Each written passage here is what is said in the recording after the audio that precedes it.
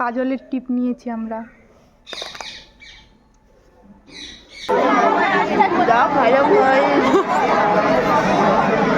Hello guys, তো সেই দিন হেয়ার অয়েলিং করতে গিয়ে দেখলাম চুলের অবস্থা ভীষণ খারাপ। এর যদি কোনো উপায় জানা থাকে তাহলে প্লিজ তোমরা আমায় জানিও। আর সেই দিন স্নান করে এসে রোদটা বেশ ভালো লাগছিল।